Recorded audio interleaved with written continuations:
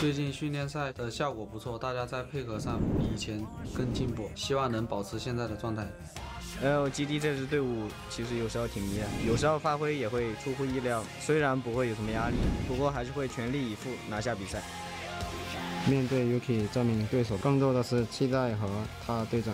作为一个赛场前辈，我其实刚想来迎接新的挑战。Yuki 放胆来试吧。泽克的线上能力极强，当然我也一样。厂家后浪推前浪，我要用全力进行挑战。我觉得 YF 这个选手玩 AD 的基本功很好，如果他要玩法师的话，我也可以玩法师。你玩维克多，我玩发条。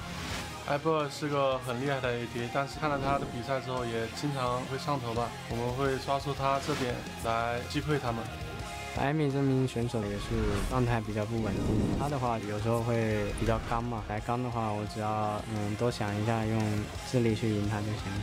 我觉得 EDG 这个打野他是一个蛮有天赋的，所以如果对上他们的话，我希望在主场上能赢他们。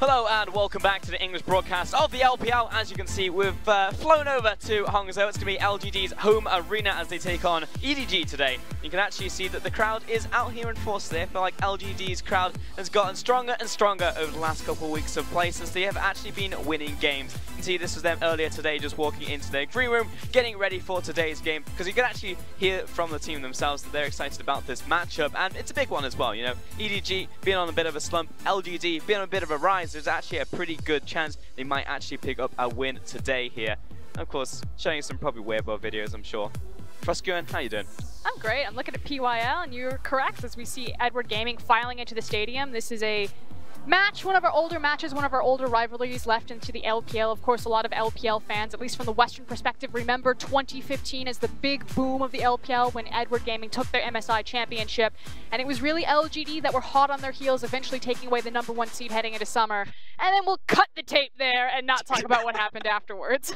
Fantastic. I thought RNG was the team doing that, but that's absolutely fine. Also, guys, I'm Pulse. This is Frosk, and we're getting ready for this next matchup. And as you said, it's a bit of a historical one for sure, but if you take a look at the two teams, there's a lot of new faces here now, I have to say. So it's like similar teams, different players. Yeah, same game, new players. And really you kind of have the duo of Haro and Scout, not Haro and Scout, Haro and Ray, as well as Yuki and Y4 that are kind of joining this this rivalry, if you will. So welcome, guys. It's LGD versus Edward Gaming. A lot of the teams do like to play up. You talked about or heard Edward Gaming talking about how LGD are a bit unpredictable. They play a little bit wild, whereas Edward Gaming, you usually know what to expect from them. But recently, even though it's some new faces, some old faces, it's very different spots for both these teams versus so long ago in 2015. As you said, Edward Gaming kind of falling down on a slump. 4 consecutive loss streak, the longest that they've ever had in their entire history as a team. And then LGD actually coming back, which I'm not on the hype train. Raz is, but they are climbing. It was 3 in a row, then they faced Rogue Warriors, and Clement was like, this is the time. He put his chips in, because we all get one as an LPL commentator. We get one chip that we get to place for when we're going to put our faith in LGD. That was when he got burnt.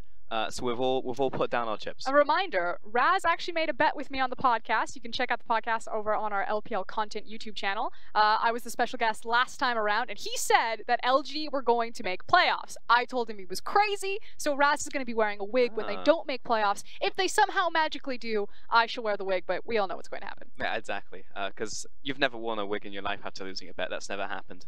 Nope. But yeah, no, talking about the matchup again, you look towards EDG, you said, you know, 4 actually losses in a row, plus the fact that if you are playing up into these historical matchups, I remember last time they were in a historical matchup against RNG? Against BLG actually, even worse. Which one? RNG, BLG, yeah. WE?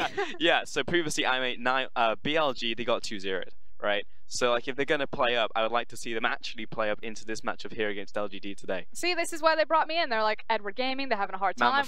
We got to get FLICKR in, the #1 Edward Gaming fan, and they didn't just bring me. They also brought ClearLove. I'm sure the chat has been spamming the 7s. If you don't know what the 7 is about, it is ClearLove 7. ClearLove now, but we have to compare him to Haro, because this is kind of the thing. Haro has been the starting jungler. He has been on fire. I think Haro's performance has probably been the most consistent and the best in the team. I mean, maybe Scout can start to reach above that in some of his highs, but not nearly as consistent as Haro. ClearLove has played a fraction of the games in 2018 and has simply really disappeared. And the point on this graphic that I want to draw everyone's eyes to are the champion picks at the very bottom. That's their top 3 champions played. And if you look at ClearLove's, yeah, it hasn't been a while since we've seen him, but even when the meta did start to shift towards the Talias, he simply could not make that gap. He had to rely very much on the Trundle, kept going back to things like the Olaf and his Sejuani, and this is really why Haro started to skyrocket ahead of him. He could play things like the Talia, the Camille, and now the Kindred.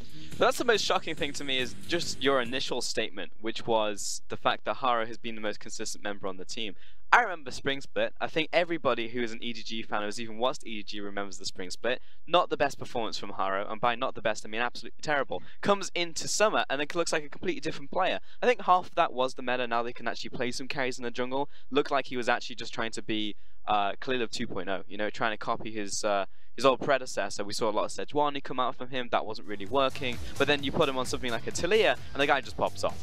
And I think it was also the communication. He seemed to not find his synergy with the team. He tried to camp bottom lane a lot. He wasn't quite syncing with Mako and iBoy. As Haro has gotten more comfortable with Scout, and as Scout is having better individual performances, this is what they built the back of their Edward Gaming victories on. You know, you saw it at Rift Rivals when Scout had that incredible game against the Afrika Freaks. Haro was right there on the Camille, and that's what you need to see when Edward Gaming are successful. But with ClearLove, it's like, okay, what type of form is he in? How is this going to change the shot calling? Because obviously Edward Gaming recognized there was a problem and they brought it back. Exactly. You can see ClearLove there in the jungle. Ray's going to be in the top lane, Scout in the mid lane with iBoy and ADC, and Mako, his trusty support alongside him. I mean, this is the classic lineup. The boys are back in black. And red. And mostly black. And a bit of white. On the other side, in the red, is Juno, Amy, Yuki, Y4, and PYL. The newest additions, of course, in Y4, formerly of RNG. He was the AD carry originally behind Uzi before Abel joined the roster.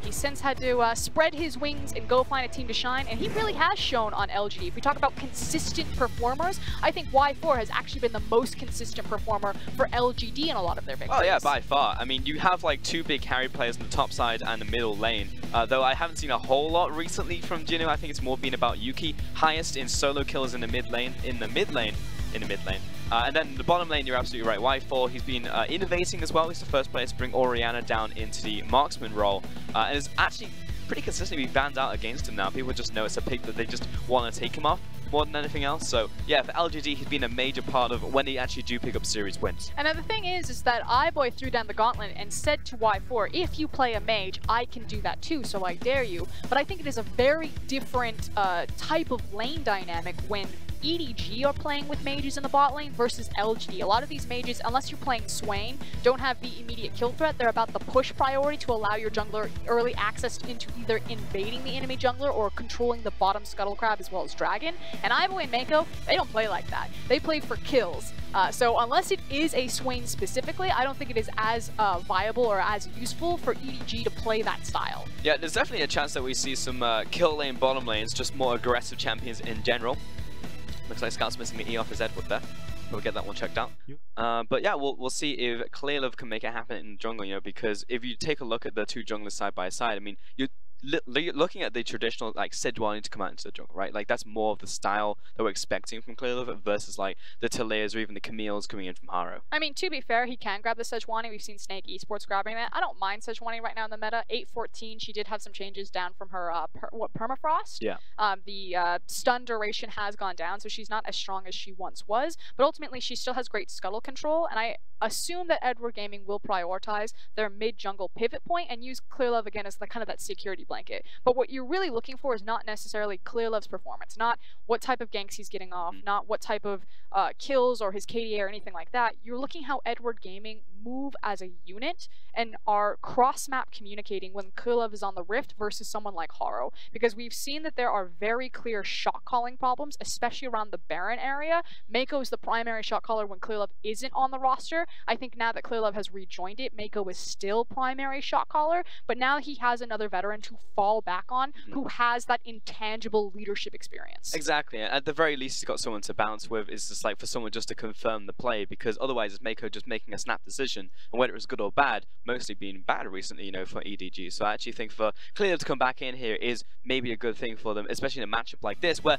LGD will also be playing up. Plus, historically in the last couple of weeks, they've also been looking really good. So it makes a lot of sense to bring him in right now. As we get into Champion Select, EDG going to be on the blue side, LGD on the red. We're going to be starting off with a Shen pick, looking to be a response of a mid laner here from LGD. And Mako has been absolutely devastating on Shen, as have majority of our supports throughout the LPL, but I feel like Mako is the best Shen player that we have. Now, if we do want to play these mage-oriented bottom lanes, which I'm not saying that with the Shen pick you're funneled into that, but something like a Swain Shen has just been absolutely detrimental. So I'm curious what PYL is going to bring out. Usually you go for a pushing support, so the Fiddlesticks is still an option. PYL is one of our few Fiddlesticks support players, and maybe they themselves can go for the Swain Fiddlesticks, and we've seen how devastating that combo can be just the other day. Yeah, exactly. We actually saw PYL pick up one of his first MVPs of the split on the Tam Kench. That one's been banned away by EDG right here, along with the Nocturne and Yasuo.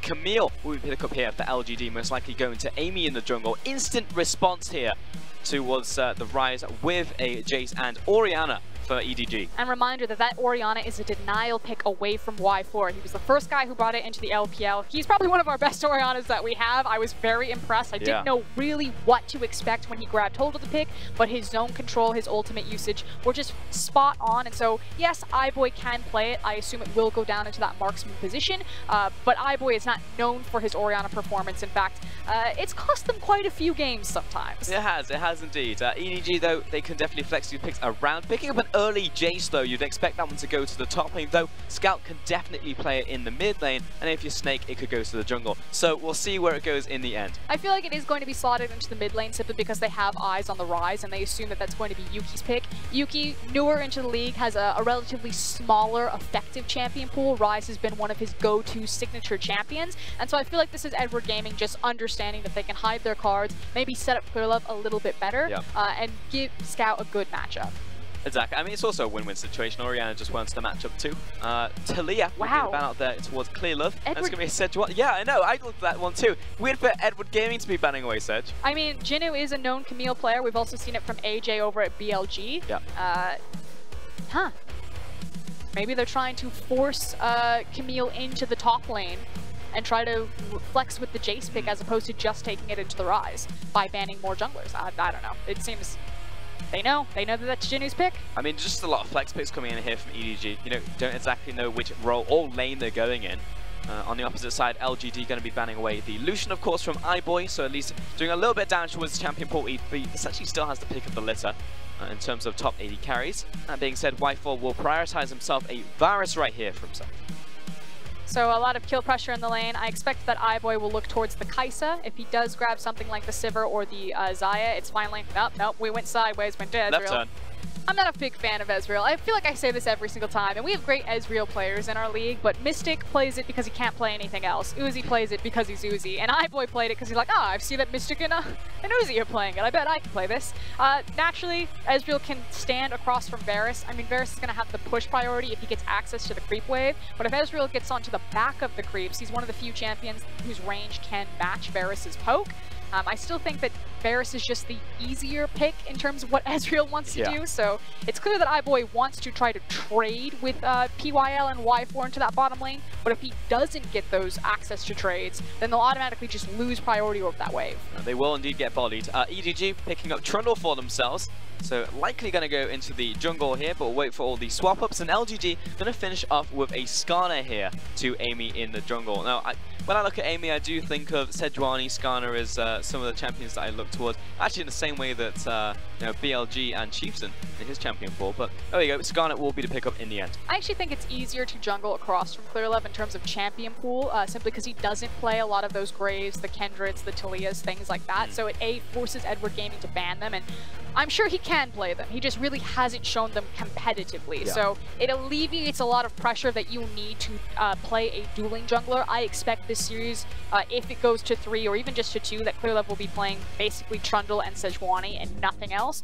So Amy is allowed to take a pick like a Skarner, which has really slowed down in popularity in the jungle. And the caveat to that would be potentially Evelynn, because I actually just noticed an Evelynn ban there in the first phase coming out from LGD. Now, of course, a historical pick for the old ClearLove in the jungle, though we've gone through many changes. It's been a while since I've casted an Evelynn, but still, it's there in the back pocket. And especially in historical matchups like these, you're probably like, that's complete BS. But no, it actually does happen. People like to pull out picks like that when they're put up against it. You know, I remember last time when Invictus Gaming were facing against RNG, and they were like, got to play up.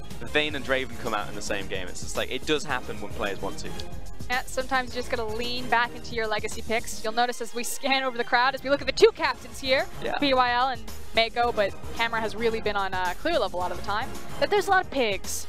Reminder, ClearLove is known as the pig farmer. He had a bit of a back and forth, bit of a go with the old God V and solo queue. Told him that he should probably go back to raising pigs since he wasn't too great at League of Legends. And that's how he got his nickname, so bit of smack talk. Yeah, got him.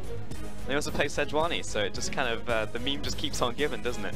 Well, you can take a look at the comps one more time, and it is, in fact, Ray taking the Jace to the top lane, Orianna into the mid lane, good matchup into the Bryce, and then iBoy in the bottom lane. Let's see if he can do the same type of performances as an Uzi, the guy he's looking towards at number 1. For now, though, we're about to get on to Drift, and I'm going to hand it over to Hongzhou.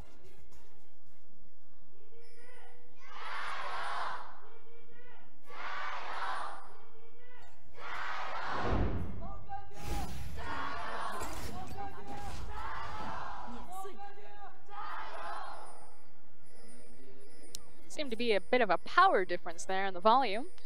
And you know, the funny thing is, you'd expect that because it is EDG versus LGD, but EDG this is... were louder. Yeah, I know. But LGD, you know, this is the home arena, and actually, the fans have been ecstatic recently just because of the fact that they've been winning games, and they've been winning a lot of them.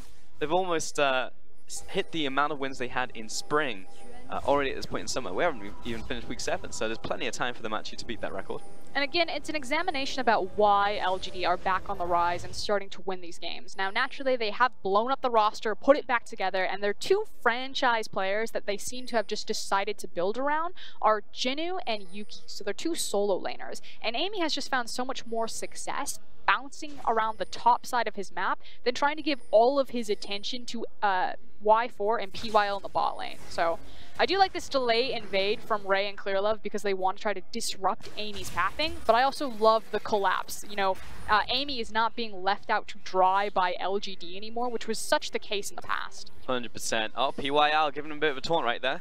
Smug Kench comes up. Well, Mako's about to really give him a taunt. Yeah, gonna actually do that, yeah. Red buff's being started off by ClearLove, and well, Ray has gone back to the top lane. Gonna have a bit of a tussle right here. That's taunt down onto the Skarner. He's down to half. He'll have to back away. A lot of damage coming from that clockwork wind-up, courtesy of Scout. And it's a 2 versus 3, while ClearLove's like, oh, I guess I'll just farm the jungle. I mean, I'll say this. I like the fact that they didn't leave Amy out to dry, but at that point, you probably should have left Amy out to dry. You wasted so much time just to watch your red buff get taken, and now a gank on mid. Oh boy, that's gonna be a dash coming forward. Flash comes out from Yuki. Now Mako's underneath the tower. Final tower shot. A PYL. He'll get first blood. And the captain strikes first. I take it all back. PYL, cheeky long route. He's like, okay, if you're gonna camp my mid lane, I guess I'll just flash ignite. See ya, mate. Right place, right time. Well, I'm watching Alistair right now zone away ClearLove from the crowd. He's going to secure this one from Amy. It all comes up Millhouse on the bottom side of the map for LGD. But I said this last time when I watched PYL play, and to be fair, he got the man of the match. And I was like, good job, PYL. It was on time, Kench. But he happened to be in the right place, right time, like 3 times in a row where enemies just walked into his crosshairs. And I was like, well, good job for being there. And he was rewarded on the play.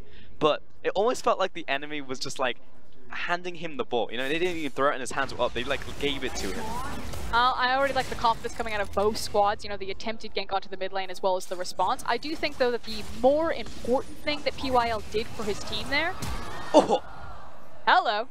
He doesn't even have flash. I was going to say is that he set up Amy. He secured the Scuttle Crab because ClearLove gained such a tempo advantage in the jungle because Amy didn't get to contest his red buff, but PYL forcing the death or the first blood on Mako and then bow-guarding the Scuttle Crab has really put Amy right back on their good foot, and especially with Scout not having flash available now.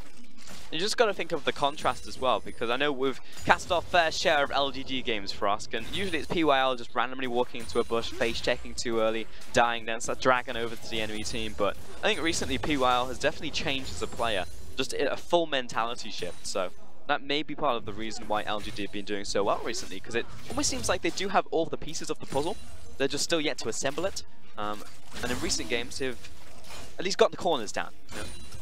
My issue is about where the skill ceiling is for the pieces that they have assembled. Now, we know that Jinu is a very strong player, but he hasn't quite got the synergy with the rest of his team. I'm unsure about where Yuki really sits, especially in the scheme of so many strong mid laners in the LPL, because Edward Gaming, for the longest time, were able to just brute force a lot of their victories and a lot of their legacy because of how good they were individually. But hold on. Well, steady on Jinu. He's going to be knocked back. Great thunder blow coming in from Ray. Follow up. Oh, that's going to be the pillar and a dead Jinu. It goes over to Ray.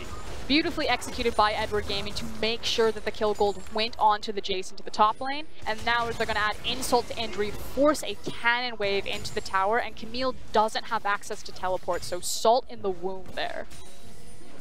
1-to-1 now in the totals, but to again go back to the conversation, it's like, you know, how good are those laners? Well, we just watched Yuki just body scout in the mid lane, forcing a flash when the Ryze didn't even have a flash. Yuki is leading in solo kills in the mid lane. We can at least deduce he is good in the 1v1 in the mid lane. That said, Scout, iBoy, a lot of Edward Gaming players have been punished by their hubris in the past. I think it's probably the Achilles heel, if you will, of Edward Gaming. So hopefully with Clearlove and Mako controlling them on the map, we can see them start to pull back the reins. Yeah. They put a leash down onto, yeah, you've got each one of those players, you think about it, Mako's like a dog walker and he's got too many, you know, they're running all over the place. This time it's one each. You know, Clearlove can have Scout and then in the bot lane, Mako can do a iBoy. Because for the longest time, people look at the Edward Gaming roster and we call them the machine. You know, it doesn't really matter who's starting on this roster. They find their way to print championships or to make it into the finals. So what is it about the team? And it's this identity that because they've had such strong individual talents in their lanes, that their jungler just has to create a safety net. You know, Clearlove wasn't revolutionizing pathing or anything like that. Like, he certainly camped bottom lane a lot, but for majority of his time, you'll see him just bouncing around in the river. In fact, look at your map right now, that's exactly what Mako and Clearlove are doing. They've already got their synergy, they're already teamed up, and it looks like they're about to 3-man on this mid lane. Oh, Amy, all he wanted was the Mert Walls, but he's got way more than he bargained for. I can't believe that bounced Yuki, are you kidding me? Right into the Shock Blast. It's gonna be an easy kill for the Orianna. And it's not 2015, it looks like 2014 there, although Ray. Low on mana, but he's got enough for another combo. Jinu definitely loses that one out, and now Ray complete control. Yep, that's a dead Ryze in the mid lane. This is an Edward Gaming classic. It's not ganking bottom repeatedly, it's actually ganking mid. When Pawn first joined the roster, Mako and Clearlove used to constantly flank and gank from these side lanes. We used to call them the Mafia, really, because it just felt like you were fighting Pawn, and then suddenly you were fighting so many different people, the Hitman would show up. So Scout finally getting a little bit of love, and they're able to do this because iBoy is on Ezreal, and he's perfectly safe to be down here by himself. It's actually a really, really nice matchup for iBoy on the bottom side, though. One arrow just took away 40% of his HP, because, you know, lethality build. But that's fun for him. But again, yeah, we're never really being caught out by the Asda because of Arcane Shift. Unless he catches them on the wall, and then also gets the stun into a walk-up pulverize. I do want to point quickly at iBoy's itemization. So we do see a lot more Ezreals doing this.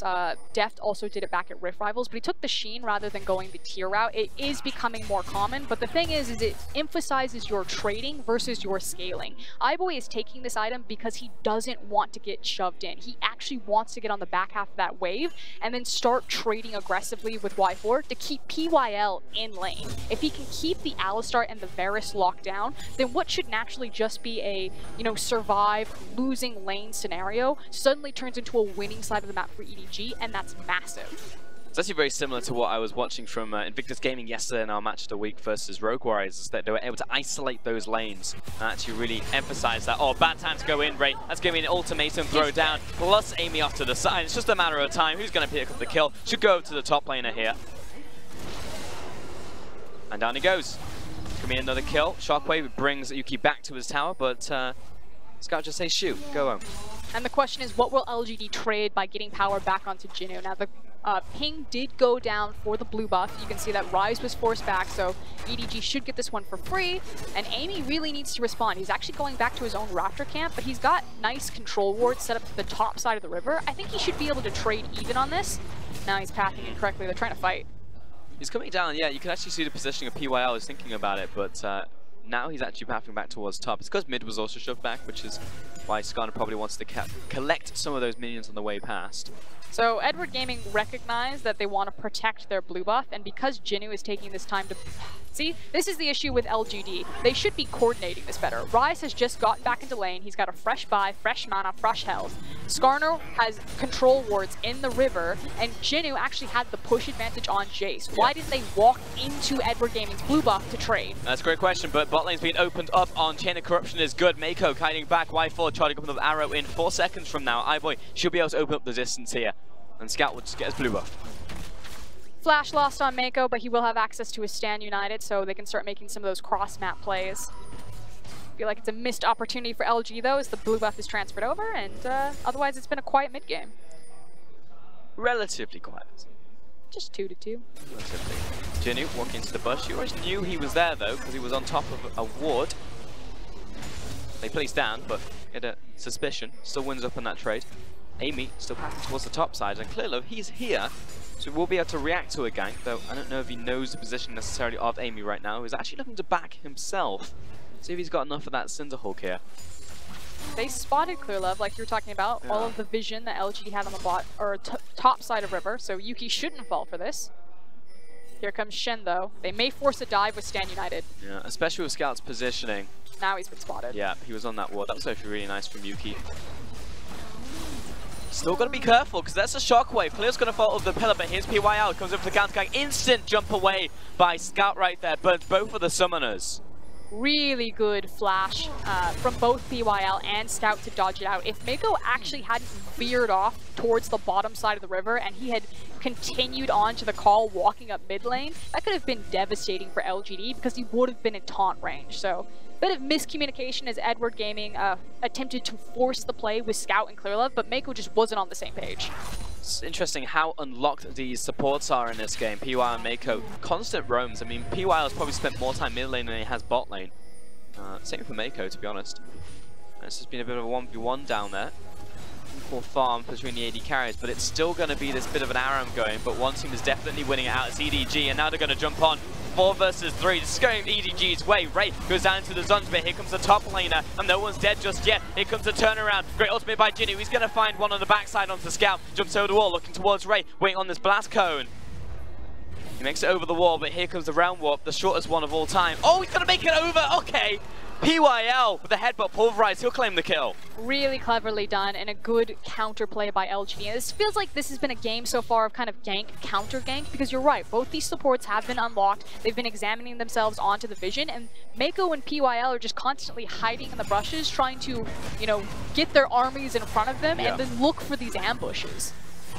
Chaos in the mid lane. But they didn't have the instant burst. It was started by EDG. They took down the town. It's like fantastic. But then LGD just didn't die. And then that meant that Jinnu gave him time to rotate from the top lane, knock him down. The tower does get off a lot of shots, and that's because of PYL's knock-up.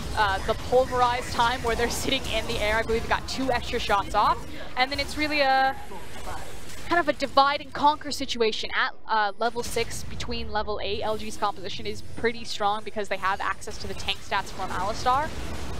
I can't believe that I put him over the wall. That's crazy. It works in the same way that Flash does. So if you would teleport on top of terrain, you bounce to whichever side you're closest towards. But that was nuts. Stuff in the end from Yuki on his ultimate usage. Jinnu's still getting punted around on the top lane though, and we're going to find ourselves clearly PYL and Amy coming to the top side. Scout as well. We just had to fight in mid lane, and now the natural place for them to go would be top. PYL just says hello. I'd rather you stop hitting my tower. Just trying to whittle down these minions more than anything else. Amy's going to have a go as well. Depending on how... Almost one shot by that combo. Jinnu will have to kite away from this one. The siege potential of this composition from Edward Gaming is pretty devastating, and you can see it right there, even without the Ezreal in tandem. So the zone control of the Orianna, threatening with the Shockwave, the reach of the Acceleration Blast, and then on top of that you pair the Ezreal. It's pretty clear what EDG's composition wants to do, and anytime they get access to the Baron, it's pretty much lights out for LGD. It's impossible to stop this type of comp. It's also unfortunate from LGD at the same time because they ended up winning the fight in mid lane. They lose the tower, yes, but then you're like, fantastic. Our next objective is a free dragon, happens to be Cloud. You know, if that wasn't Inferno, you'd be like, ah, fantastic. You know, LGD actually traded relatively even. So unfortunate, just because of how the play worked out and the elemental of choice. PYL, this isn't your side of the jungle. We'll see if he can get out. This cow is definitely being CC'd though. He's already down to half. Here comes Maker from the top side. The cow is dead. Now the rest of the team soon to follow. Yuki doesn't even make it over the wall. Amy does though. And Y4 drops a fantastic ultimate to stop the chase. But I don't know why PYL was there. That was very clearly PYL's call as well. The fact that he was the one leading the charge. I feel like Alistar a bit gives some supports false air of confidence. Same with Tam Kench. Definitely. Yep. Thought that he could just walk into that he was the boss. Cost him big. Speaking of walking into it. That guy's not the boss. Nope.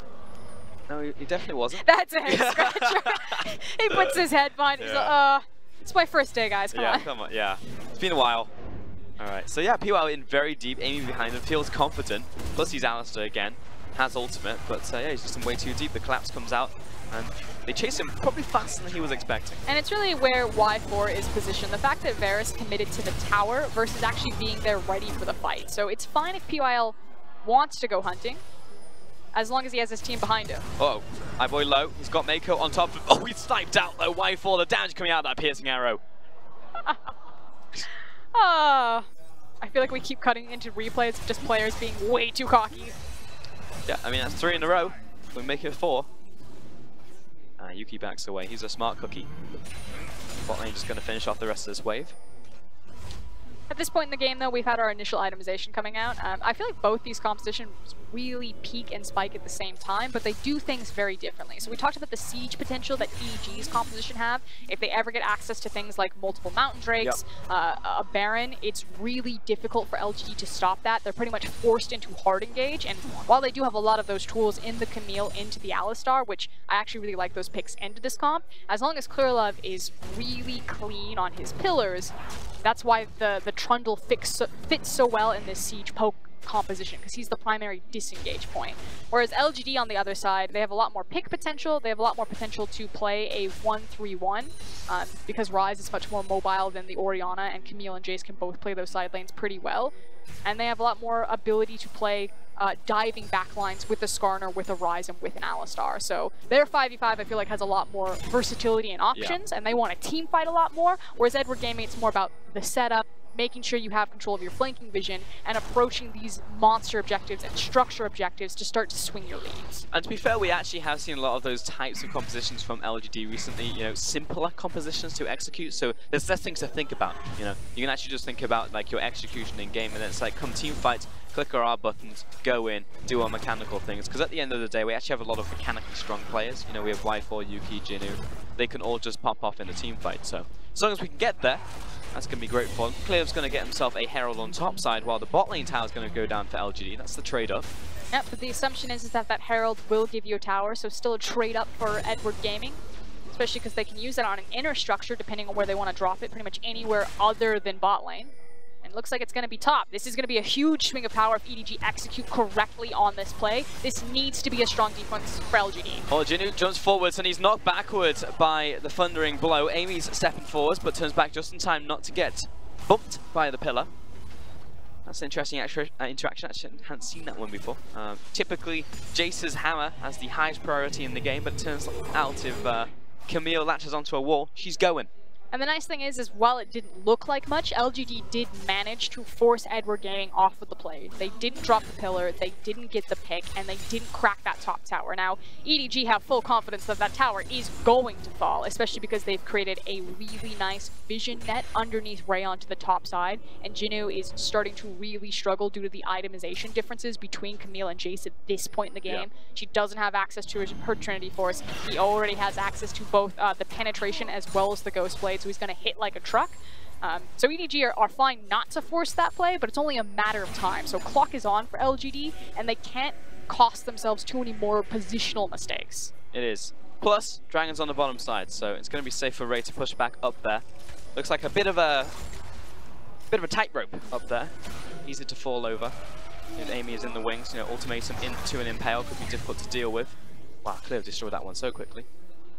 I like that EDG, yes, they don't want to lose the Mountain Dragon, but they understand that it's about playing around the pressure. They immediately walk into mid lane and they force it. And they say, LGD, you can't take the dragon fast enough at this time, because if you attempt to, we'll just run it down mid lane and get massive damage, as well as have the threat of the Herald on your mid lane tower. So EDG are playing around two things that they want, mid tower as well as the Mountain Dragon, and they're probably going to get one or the other, and if LGD botch the team fight, possibly both. Yuki's instantly teleporting. He sees his Herald go down. I think this is a pretty valiant use of the teleport, he says. But Shelly will still get close to a near full charge off, and this tower on its last legs for certain. Oh, it's going to be a flanky PYL though. Knocks in a squishy. Down goes Ray. PYL's looking for more as well on top of this. Clearlove, he's meant to be the tank, but he's got Shen teleporting back towards him. Meanwhile, on the front line, Scout, he's pulled into the team. Great shockwave, but Jinu dodged it with the ultimatum, and he's going to follow on through. PYL still chasing after. He may go down to the final tower shot, but massive damage dealt by LGD. But LGD managed to execute it and get it done. They saw that Edward Gaming were forcing the mid lane. They've now run the tempo back, will take the team fight as well as their very own tower, and all of that gold. And the thing is look at the minimap. Look at where EDG have the vision. The one area they didn't is where PYL decided to attack them. We said, this is how EDG's composition has to win these fights. They have the engage tools, it's going to be on PYL, and he pulled the trigger exactly when he needed to. Yep. The Unseen Cow is indeed the deadliest. That was a big win for LGD. That was, what, mid lane tower, dragon, multiple kills, onto carries no less. Huge fumble. EDG were in such a power position. They had control over the mid lane. All they needed to do was drop Herald and then walk towards Mountain Dragon. They were guaranteed one of these objectives, but they didn't do the preparation and the setup. They didn't have vision on the side. PYL uses the blast cone, is able to get the flank position and hit a massive pulverize, and then that just allowed LGD to sprint forward with their composition because Clearlove was already out of position. If the pillar's not there to disengage, they have no options. Yep. And again, we said this earlier, it seems like PYL has completely changed the type of player. The DNA makeup of himself has just been changed at its fundamentals, and now he's performing exceptionally well. Look at Jace's damage. 0. Well, when you get punted, didn't get to do anything, didn't get to play League of Legends. He's currently sat on close to 2 items, but I was also going to say, prior to that fight, Wyfall was actually sat on double lethality items, so he was already very big heading into that fight. And it's also an issue now that Jace no longer has the immediate control over a side lane, because Camille now has access to her Trinity Force. It's going to come down to a skill matchup. I'd weight it towards Camille at this point because she can just hop onto him, so unless he hits the shock blast before she lands on him, it can be a pretty dicey situation or come down fairly close to the wire. Yeah. And suddenly, EDG now don't have one of their win conditions that they previously had to play with. I also finally think we're getting to see Jinu play like I was expecting Jinu to play. You know, like he's the Riven of old, you know, like he's the high mechanical player in the top lane, very similar to actually, you know, a Ray type player, but more about the mechanics more than anything else. Maybe even think towards like a Shy, but yeah, Jinu himself hasn't had all that many amazing performances recently. He's often been relegated towards tanks, but now watching him on this Camille, the amount of times I've seen him dodge skill shots using the ultimatum has been just off the charts. I mean, it's no longer a coincidence when he's doing it every single time. There's also the scaling potential of him being on the Camille and his confidence and comfort being in those side lanes. And then you pair that with, you know, the fact that Yuki has someone like a Rise. We talked about kind of the windows of power where EDG really needed to snowball, make a statement in the mid game off of the back of Jace being strong, having that advantage over Camille. Now it's been completely erased, and LGD can relax a little bit and start to scale more gold onto Camille as well as Rise, and then look for an even stronger victory in a 5v5. Yeah. As long as they don't lose the Baron, that's pretty much the only area that they need to keep warded. They're fine to trade this farm back and forth because they feel confident that their composition can answer what EDG wants to do and will outscale them. Always feel a little bit nervous when I hear the B word in the LPL. Had a lot of steals this split. PYL gonna find the pulverize, but he's found a lot of EDG currently. Hold on, take a look at the map. Where is LGD?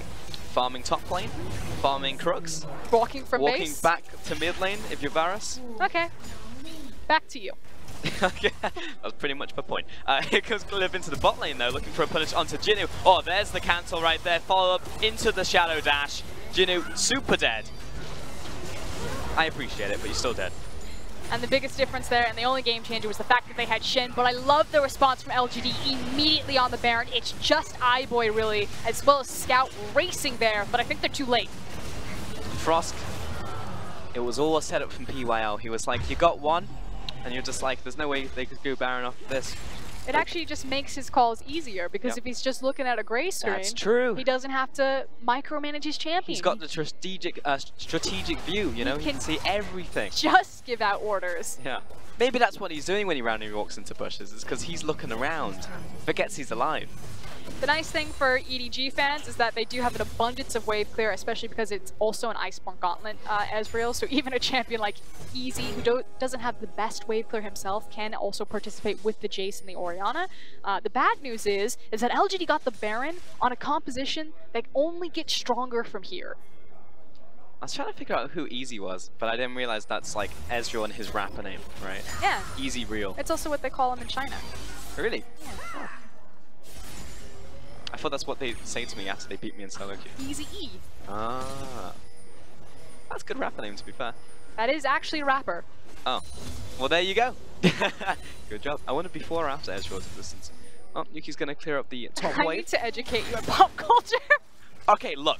That side of pop culture, literally, I don't know much about. One of Raz the most is the famous rappers of all time. Raz is the one who has no knowledge of pop culture. I was like, Raz, how many Pokemon are there in in the original 101A? He was like 120. I was like, no, Raz, it's not 120 in the original. If Raz is your benchmark of, at least I know more than this guy about pop culture, you've already failed.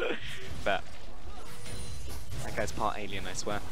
Bot lane is getting half health. Amy looking to chase down whoever was defending. That was Ray down there. He's already dead. So what's cool here is LGD's decision making to split up the wave clear. You can see that Scout's up into the top lane, Jace was forced back, Ezreal was in the mid lane, which means that by our powers combined, we cannot wave clear this if we are not all in the same area. And then LGD are just dissecting the map out from underneath Edward Gaming.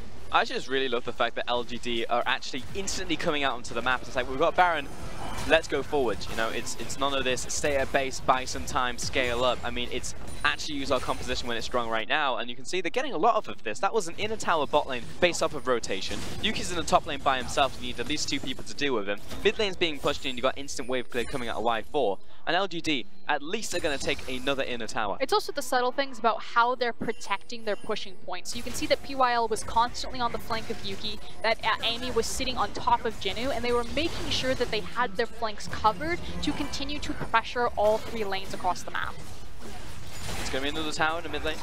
Yuki transitioning back to top lane. Jinnu, very slippery, very difficult to lock him down. There's a small window in which you can Thundering Blow him. But we saw on the top side, if you hit it at the wrong time, then you just simply don't get the kill onto Camille. Yuki does a lot of damage, by the way. He just one-shot that wave. He's currently 2.5 items himself. Who are on the flank means that it is difficult for anyone to step up to that in the tower. And we're 26 minutes in. I mean, that was a massive gold swing to LGD. That was a really hefty Baron power play. 20 seconds left, so they're going to use this one to recall. But the job is done.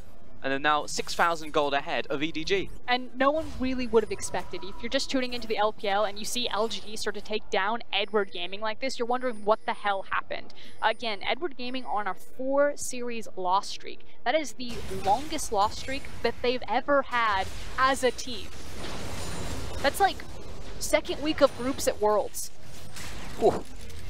No one wanted to hear that again, Frost. Well, next time get out of groups. Wasn't the whole point that Mama Frost was here today to make it all better? Clearlove's here, the whole family. It's a family reunion. Yeah, it's and then the Mom's dysfunctional like, one. do you remember when you screwed up like 2 years ago? And it's just like, Jesus, Grandma, can you not? LGD and Edward Gaming are in this match. It was bound to come up. That's fair.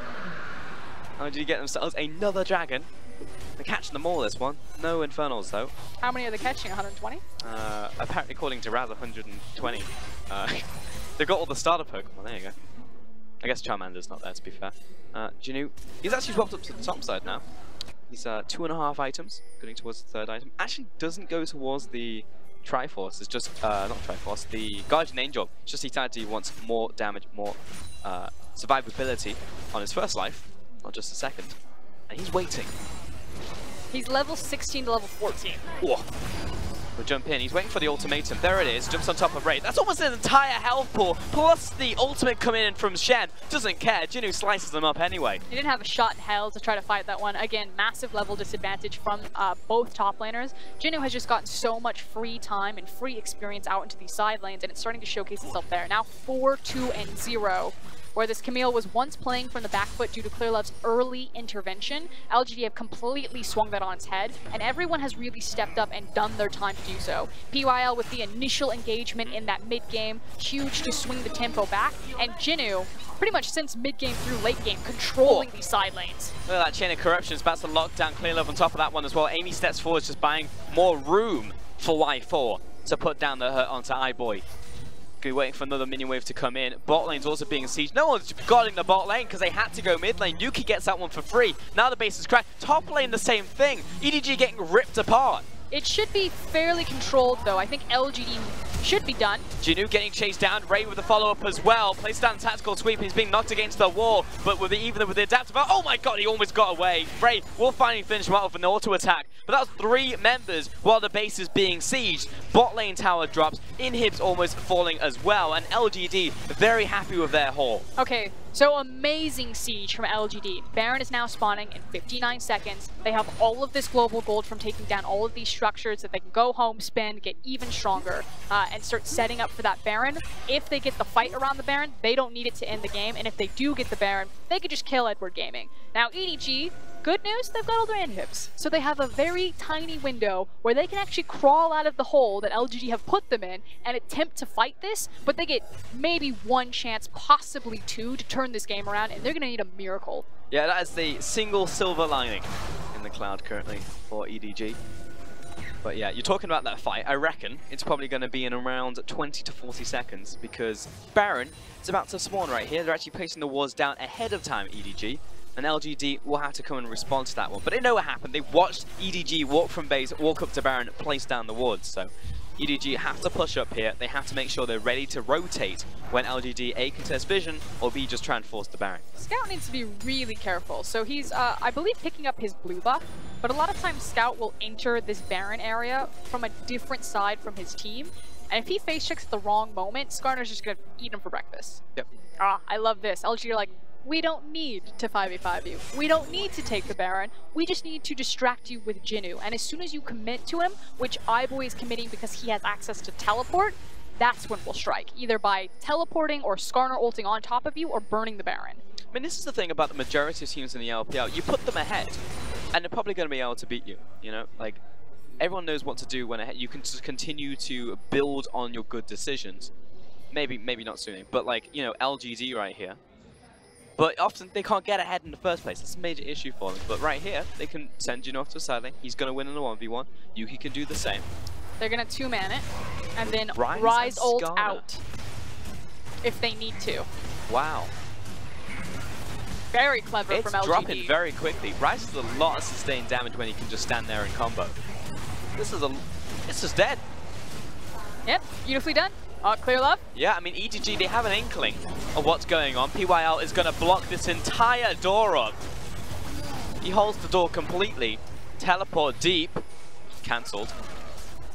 And Jinu's also going to have access to that bottom inhib. We'll back away because he knows the cavalry is about to arrive, but I wouldn't even put it past him that he could beat someone. He just doesn't want to die at this point. Okay, so LGD have the confidence that they can end the game now, which means that PYL has backed. He's bought and completed all of his items. He's full health. Jinu doesn't have TP. Wow, Jinu, why are you backing now? There he goes. I was going to say, please don't back now. If I'm your coach and I'm watching this, I'm like, what are you doing? PYL is walking down mid lane. This is the tempo. This is the momentum. LGD want to hit and strike all at once. And our eyes really need to be on Jinu to make sure that he doesn't die on one of those side lanes. And PYL, because he's going to be the guy that pulls the trigger and says, okay, EDG are enough out of position that the game's going to end here and now. I can tell you exactly what he wants to recall for, and that was a Guardian Angel, because he's got all components and he just got Baron Gold, so he's guaranteed he's got enough for it. Maybe next time he should have his TP. Yeah, maybe. Oh, PYL! Oh, iBoy jumps out of the way of that one. PYL jumps forwards, but that is an ultimate used by Mako. Right there, Jinu in the bottom side. Oh, he's caught out Ray. He's completely caught out. There is no way he can escape from this. They're going to try and respond on top side EDG onto Yuki. But look at that shield. He's up to full health again. And Mako now getting chased down because good old trusty PYL is here to follow up. 600 gold in the bank. Y4 chases down with another hail of arrows. And LGD pick apart EDG at the seams here in Hangzhou. Not even close. LGD will take game 1. and it is crisis mode for Edward Gaming now. They haven't lost this series yet, obviously still a best of 3, but they're scrambling.